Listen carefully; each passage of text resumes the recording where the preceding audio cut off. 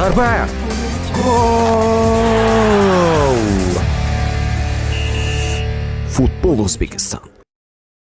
Assalomu alaykum qadrli do'stlar, o'zbek futboliga ixlosmand bo'lgan barchaga biz eng tezkor yangiliklarni yetkazishda davom etamiz.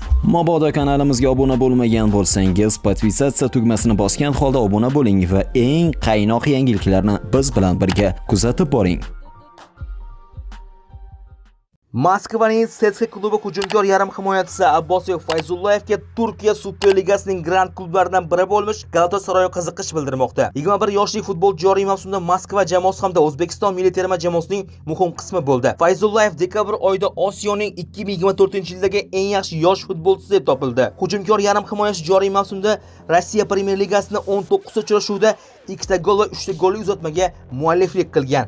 Eslatib o'tamiz, yosh iqtidorning shartnomasi 2026-yilning iyun oyida yakuniga yetadi. Eronning Persepolis jamoasi futbolchisi Oston Urunov ham faoliyatini Turkiyaning yana bir grand klub bo'lmish Beshiktosh klubida davom ettirishi mumkin.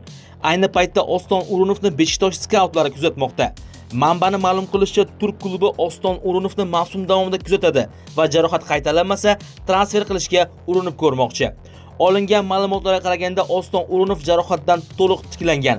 Hamyurtimiz bugun Shamaz Azar jamoasiga qarshi uchrashuvda maydonga tushishi kutilmoqda. Hozirda bizda mana shular eng tezkor va qaynoq yangiliklarni biz bilan birga kuzatib boring. Zarba! Gol! Futbol O'zbekiston.